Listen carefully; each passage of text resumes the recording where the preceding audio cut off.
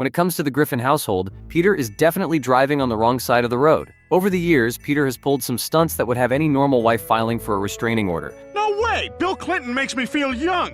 Not like you with your Judd Hirsch sweater and your bag of Werther's Originals. Let alone a divorce. Peter has set the bar for bad husbands incredibly low. Meg, I want you to have this sounding fart.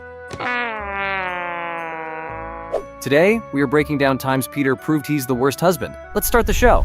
Kicking off our list of times Peter proved he is the absolute worst husband is Season 8, Episode 16, April in Quahog. What happens when the local news announces that a massive black hole is going to completely destroy the Earth in just 24 hours? Well, Peter uses his final moments to completely abandon Lois and the kids so he can fulfill his own incredibly selfish bucket list. Let's break it down. The episode opens with the local news interviewing Stephen Hawking about a newly discovered black hole at the edge of the solar system. What does the discovery of this black hole mean to you and your research? This is the crowning achievement of my career. Meanwhile, Peter comes home to complain about being selected for jury duty. I have been selected.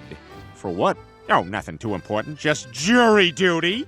When the family isn't exactly sympathetic, Peter tries to get out of it by annoyingly singing his favorite surf and bird song.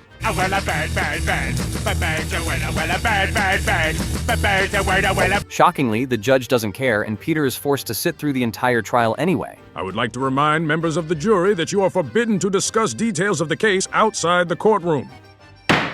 He gets home ready to complain about his long day. And it sucks. Even the vending machines are out of order.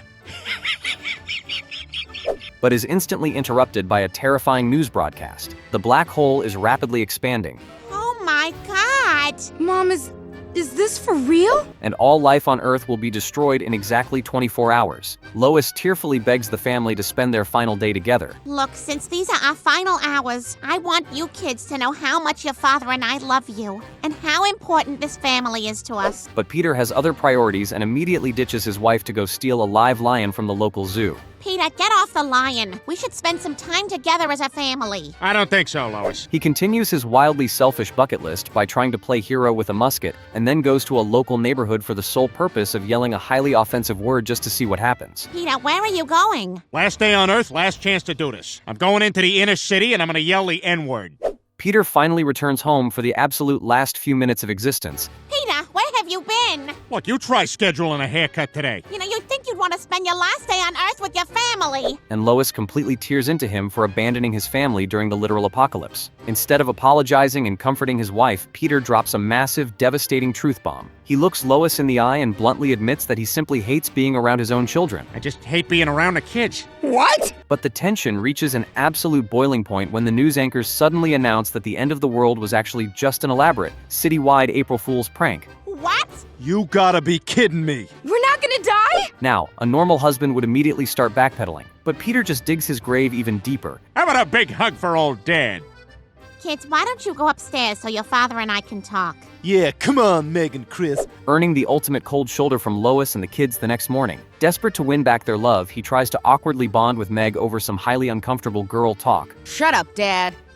Whatever. So, Chris, how are all your friends at school? What do you care? You don't even know who my friends are. When that completely fails, he approaches Chris and Stewie with a bag of highly questionable, Wait a minute, I'm not talking to you. illegal substances, hoping to show them a good time. Finally, Peter caves and does what all guilty parents do. We're part of a family, and I'm still your father. And I promise I love you. He buys them a brand new video game console as an apology. Daddy! Well, I guess if you can't earn your kids' respect, you can always buy it. But of course, he completely ruins the gesture by immediately hogging the controller and playing it himself. Just a second, Meg. I'm still trying to get the hang of this. Honestly, abandoning your wife during the apocalypse and then admitting you hate her kids definitely earns Peter the Worst Husband Award. Coming in at number 2 on our list of Peter's worst husband moments is Season 4, Episode 6, Petarded. What happens when Peter gets a medical diagnosis that lets him get away with absolutely anything? Well, he ends up severely burning his wife with hot grease and losing custody of his children. Let's break it down. The chaos kicks off on family game night. Lois decides to be a supportive wife and lets Peter win a game of Trivial Pursuit by secretly feeding him the absolute easiest kids questions. That's right, Peter. They are red. Lois, what are you doing? I switched Peter's questions to the preschool edition, just to let him have his moment. But of course, winning completely goes to Peter's head. He becomes absolutely insufferable. Oh my God, I won! I won! bragging about his massive intellect to anyone who will listen. Sick of his massive ego, Brian challenges Peter to apply for a prestigious genius grant and take an official test to prove his smarts. The results come back, and shocker, Peter is not a genius. In fact, his test scores are so incredibly low that he is declared legally mentally challenged. You're mentally retarded. At first, he is pretty bummed about the news until he accidentally hits Tom Tucker with his car. Peter quickly realizes that his new medical diagnosis essentially gives him a get-out-of-jail-free card, allowing him to do whatever he wants without any legal consequences. You're Peter Griffin, the retarded fellow. Yeah? Oh, well, then don't worry about it. Wait a minute, you mean you're not even gonna call the cops? Oh my god! He immediately starts abusing this new power, kicking off Bible fights and shamelessly busting into women's restrooms all over Quahog.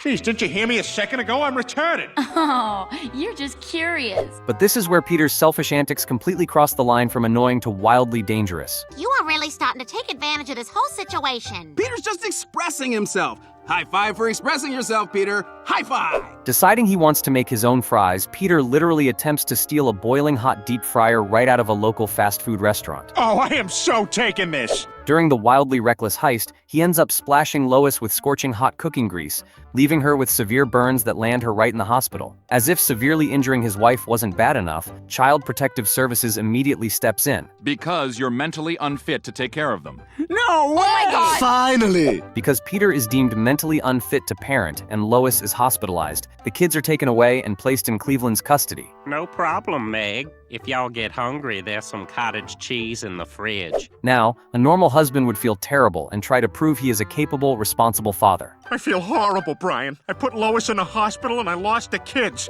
Instead, Peter tries to sabotage Cleveland by filling his house with a bunch of highly questionable working girls right in front of Stewie, and then calls CPS to frame his best friend. Look at all these 1, 2, 3, 4, 5, 6, 7. Seven Unsurprisingly, that terrible plan fails and Peter is taken to court, where he attempts to use a fake ghost as his star witness. Well, would you kindly point him or them out for this court? Don't point at me, you jackass!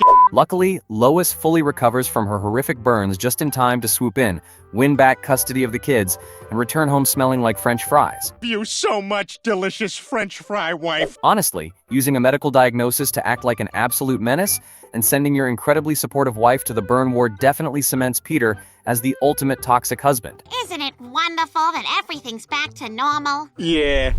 Coming in at number 3 on our list of Peter's absolute worst husband moments is Season 3, Episode 22, When You Wish Upon a Weinstein. What happens when your wife has carefully saved up an emergency rainy day fund to buy your teenage daughter a much-needed pair of new glasses? Well, if you are Peter Griffin, you steal that money to buy a completely useless volcano insurance policy. Let's get into it. The financial disaster kicks off when Stewie ends up breaking Meg's glasses. Glasses! I can't see a thing without my glasses. Lois isn't too worried because she has been responsibly hiding away a secret rainy day fund for emergencies just like this. But unfortunately, Peter gets intercepted by Quahog's resident con man, Jim Kaplan. Kaplan easily tricks Peter into handing over Lois's entire secret stash of cash in exchange for a totally bogus volcano insurance policy. Because as we all know, Quahog, Rhode Island is just incredibly famous for its massive, highly active volcanoes. When Lois finds out that Peter blew their emergency savings on a scam instead of helping their visually impaired daughter, No one really needs glasses. You wear glasses. That's only to fool the man from the draft board. she is absolutely furious and completely fed up with his constant financial mistakes. Believe it, Cleveland. Lois thinks I'm bad with money. She's got a point, Peter.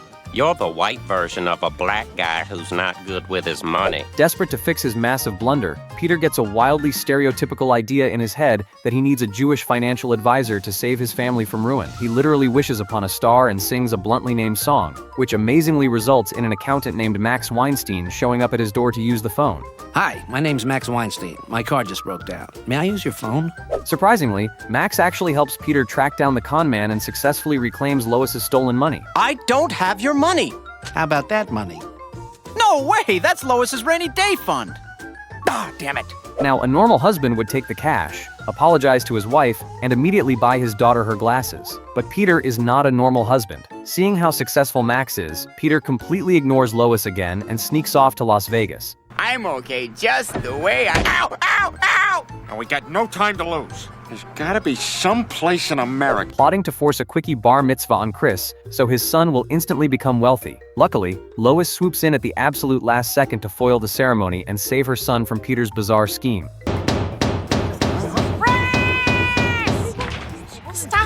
travesty right now! But honestly, sneaking behind your incredibly supportive wife's back to steal the family emergency fund just to buy fake insurance against a natural disaster that doesn't even happen in your state makes Peter a truly terrible partner. I just wanted our son to be Jewish so he'd be smarter.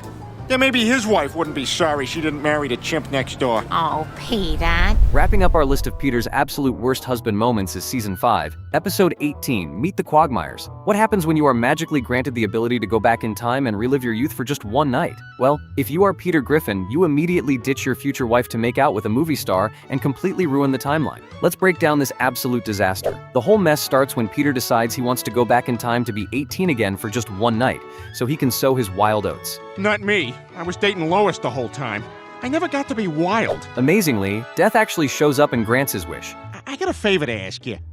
Could you let me go back in time and be 18 again? But just for one night. Sending Peter straight back to the year 1984. Oh my God, this is Newport Country Club. Now, a normal husband would take a quick look around, appreciate his youth, and make sure not to mess up his future. But Peter? He immediately bails on a scheduled date with Lois to go to a bar and make out with a movie actress. Hi, Peter.